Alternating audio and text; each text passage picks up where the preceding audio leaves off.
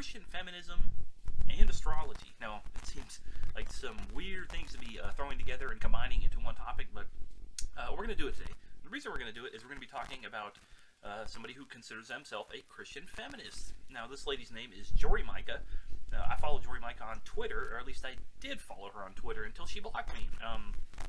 She didn't have a lot, or she didn't like what I had to say about one of her posts recently, and we're going to talk about that post, and why I got blocked, and why I follow her. Now, the reason I do follow her is not because I agree with what she says, it's because I disagree with what she says, and I think it's important if you want to be active in the world of apologetics or theology or the Christian world or just the world in general, to have an understanding of what people believe who don't think exactly like you do, who don't believe exactly like you do.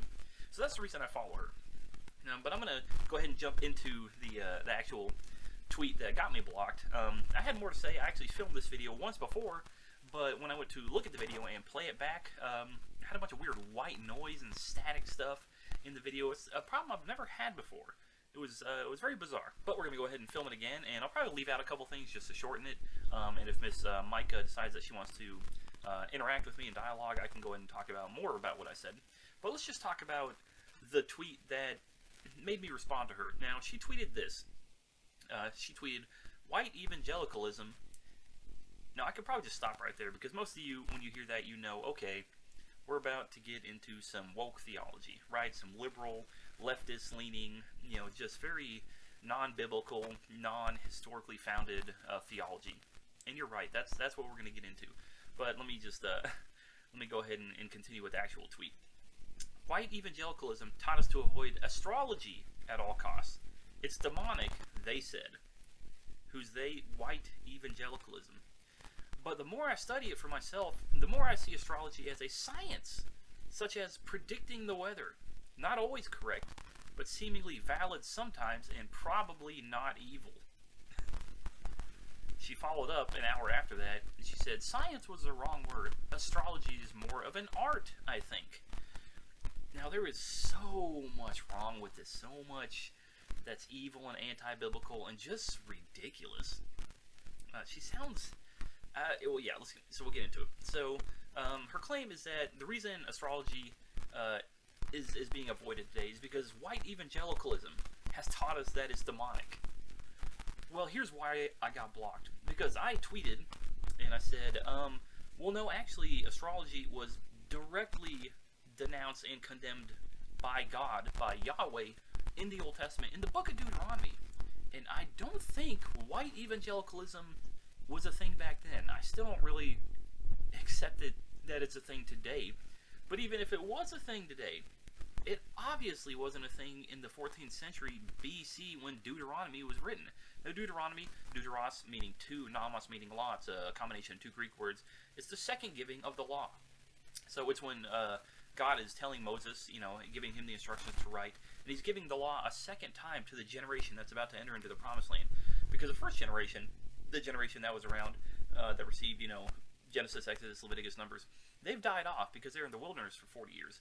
So this is the second giving of the law, kind of a refreshing of the law and an extension of what had already been given before. So let's look at that. So Deuteronomy 17, starting in verse 2.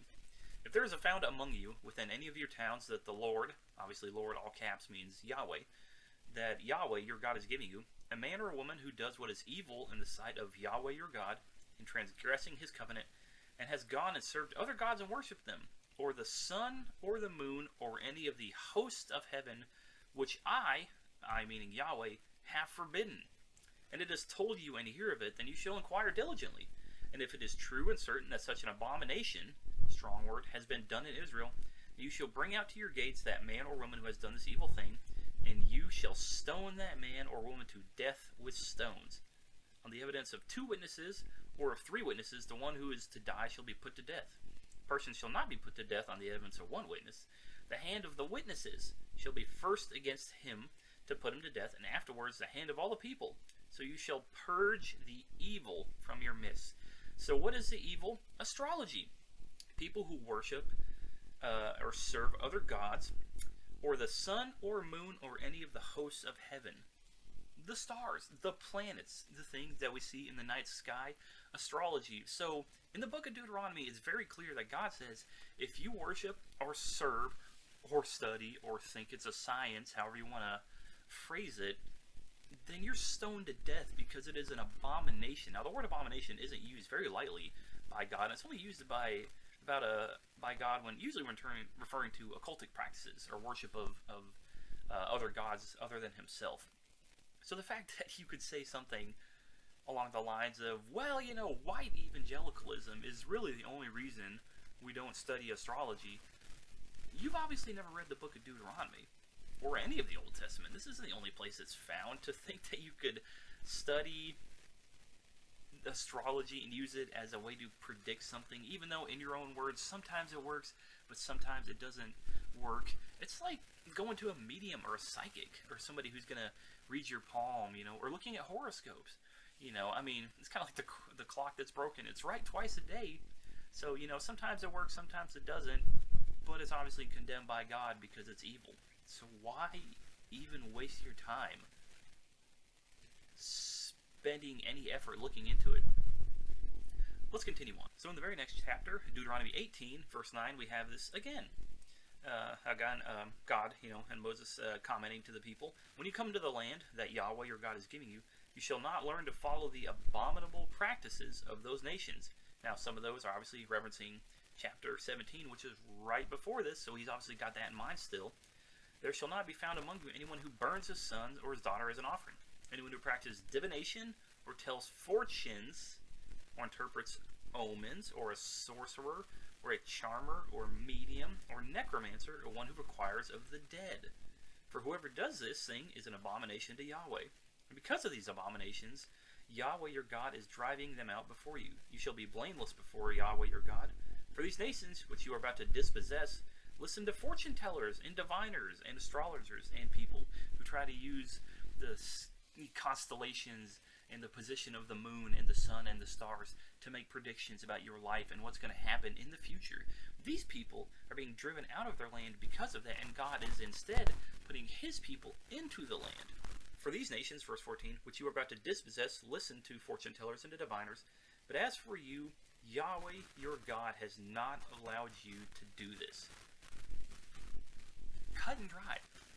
It's so simple, and if people like Miss Micah would just take a couple of minutes to do a word search, to look in a concordance, just type in, what does the Bible say about astrology, into Google, it's so easily debunked and so just blatantly condemned by the Bible and by God. It's just shocking to hear somebody say that, but that's because for somebody like her, theology, the Bible, the Word of God, things like this, those things are just, they're kind of a nuisance, they just get in the way, because somebody like Jory Micah, from what I could tell from looking at her Twitter page, is that she is like many extremely liberal or leftist people who claim to be Christian.